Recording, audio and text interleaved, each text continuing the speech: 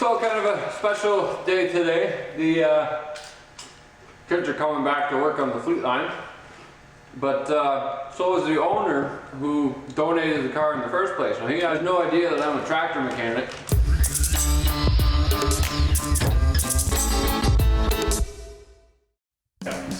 Overall. Yeah. So I'm figuring out how the hinges go, because the hinges actually go around the corner.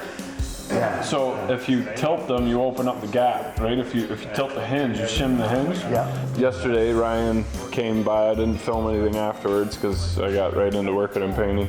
But I think he was very impressed with the car, very happy with the colors, very happy with how things are going.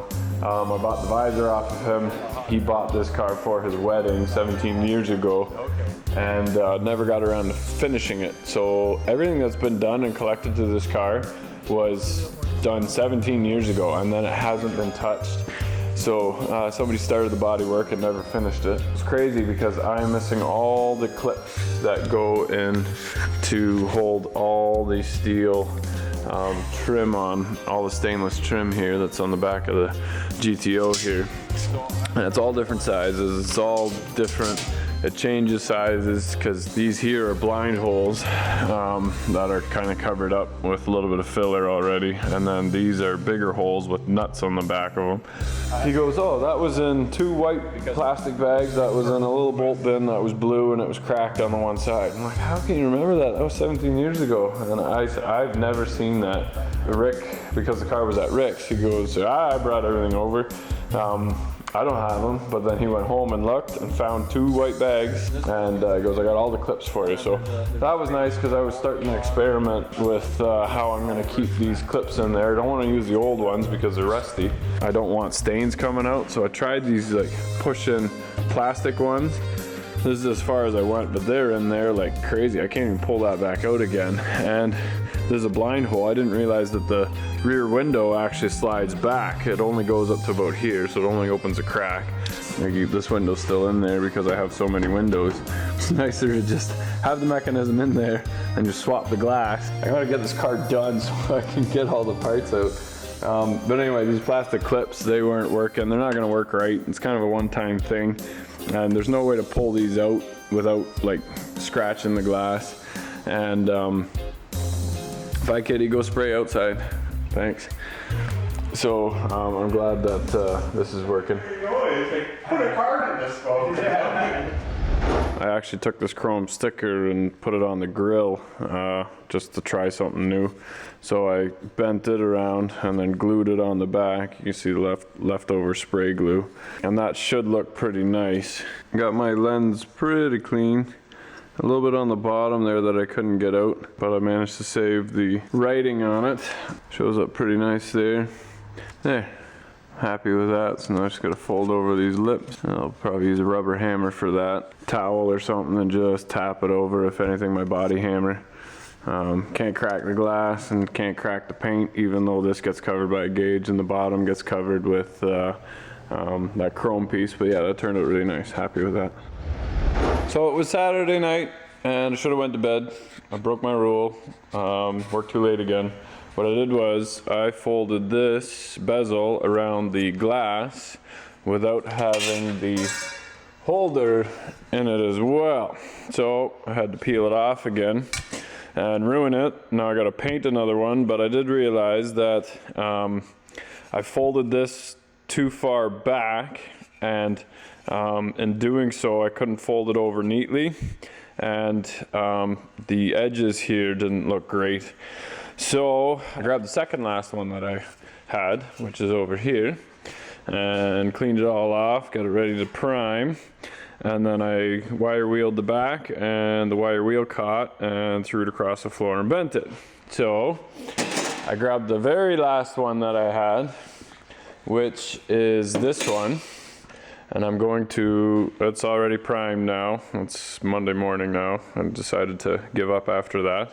But I pulled that off, cleaned it up, and I only bent it back to like a 90 rather than open it right up, and then I slid the bezel out that way.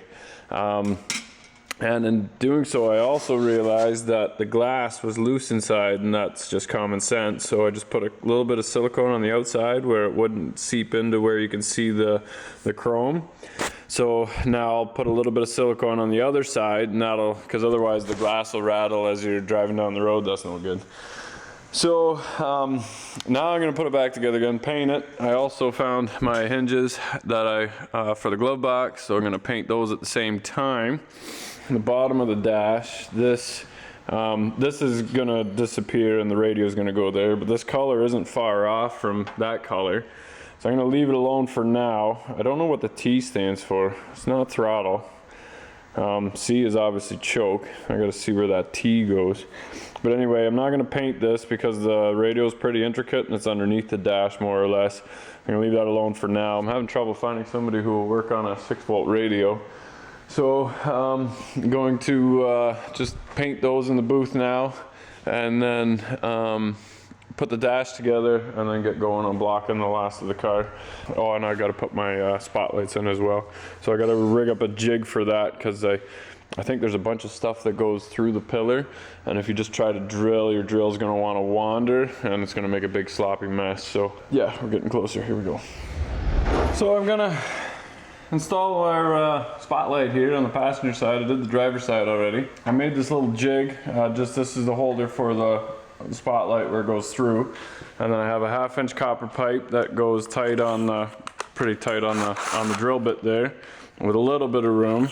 And then I just found a sleeve that was close and machined it down so it would fit tight in here. And then I just kind of taped it on to where the height would be, where I think it should look good. And then screwed it into the side, and then the pipe kind of shows where the light's gonna end up. Now this angle was different than the driver's side, but I need the spotlights to kind of end up in the same spot. These were the used ones off of my parts car. I do want to use them, and I don't want to buy new ones, so I did grind a little bit off the bottom to tilt this down a little bit, because it seemed like it was up way too high. So once I find the spot and the angle kind of where I want it to sit, I'm gonna hold it as steady as I can and then just drill as slow as I can and try to end up where I want to be. I've seen pictures with them lower.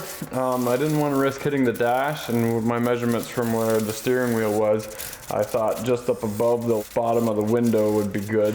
There it is. See the nice hole straight through behind the window, and then into the trim a little bit.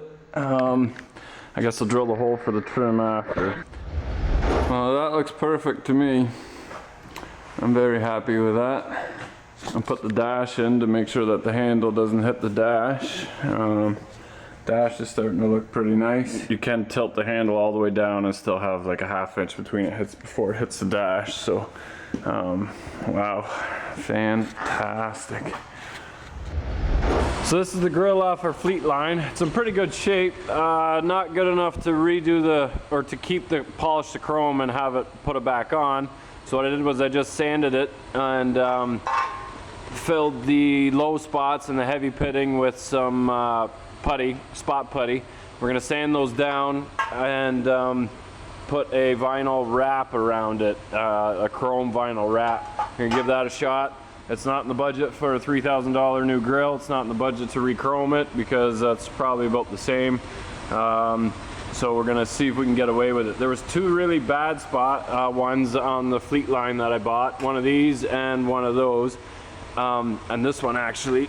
But the only good ones off of the Fleetmaster was one of these and that one. So luckily I was able to put one decent grill together from the 2. This is the worst one here. I gotta do a little repair right there. I'll use some long-haired fiberglass and then smooth it out over the top, and then if anything the sticker's not gonna stick to that one. I might have to buy one of those later. So here we go.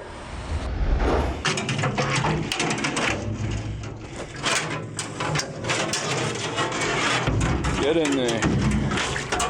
Sure. Oh, this stinks. When it's fresh, it smells like a brewery and black licorice. When it's old, it starts to smell like rust and crap. See you in a couple weeks.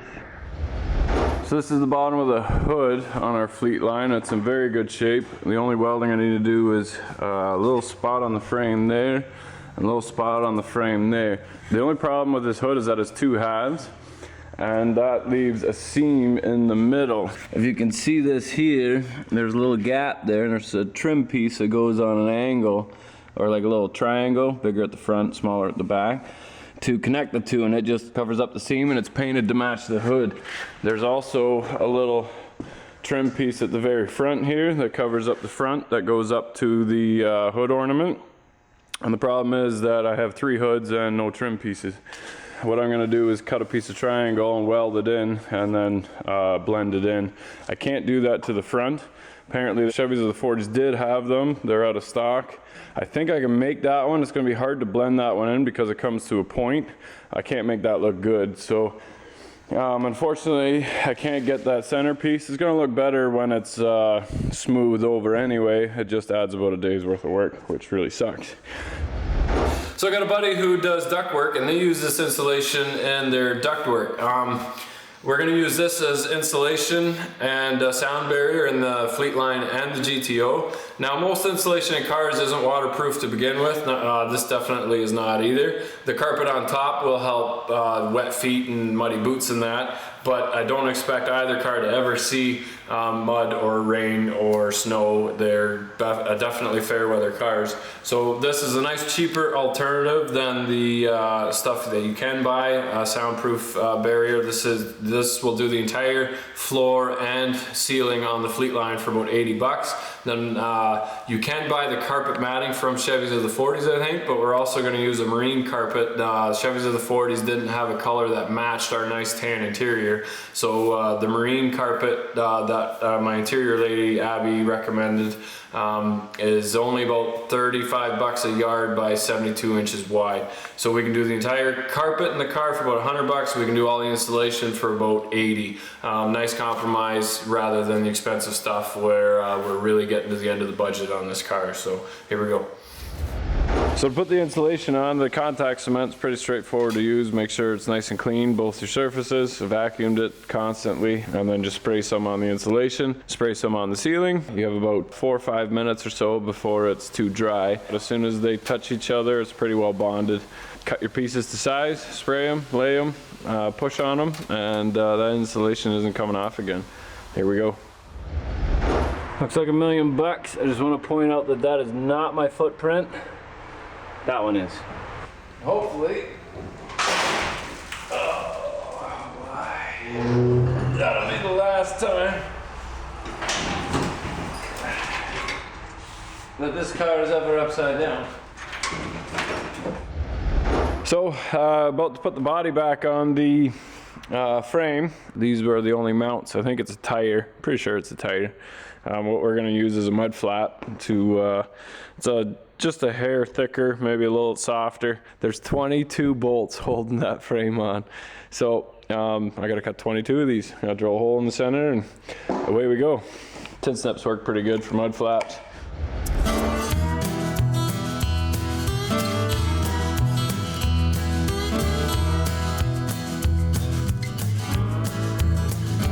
I was hoping to put the body back on the frame tonight so I can start blocking it. Then I can put that on, and then once that's on, it's on. I don't have to take it off again. So this is our hinge. The arms are getting kind of sloppy, but all it is a rivet. And sometimes these rivets get loose. I can spin this one by hand. So I'm just gonna try and peen this rivet over first with just a big punch and a hammer. You can do that in a press as well. Or you can bang the rivet down as far as you can and then just hit it with a tack of weld. You can see it's a little flatter. That's the only play I have. And like it'll get tight in a spot, and that's because the hinges only ever went like this. So probably the steel right here is wore slightly more than back here, which is why it gets tight here, and it's loose here, and then it gets tight there, right? And that's okay. You can put a little bit of lube on there. I'm not gonna weld it. I'm gonna leave it like that for now and see how it goes from there. We're gonna run a tap through the hood bolt holes, and then put the spring back on. Show you guys how to do that. Here we go. Okay, so To put the spring on, there's a couple different ways to do it. There's a tool apparently you can buy at Chevy's of the 40s, but I'm sure there's a tool for everything. You can actually stretch this and stick it full of washers, and then put one on either side all the way down, and that'll stretch the spring. But what I found worked pretty good is just a ratchet strap. Put it on the top piece here. And again, this car's not painted yet on the outside, so I haven't blocked the fenders or anything yet. I want to line up the hood first. We'll see, you just hook it onto the frame there. The better the ratchet strap, the easier it'll go.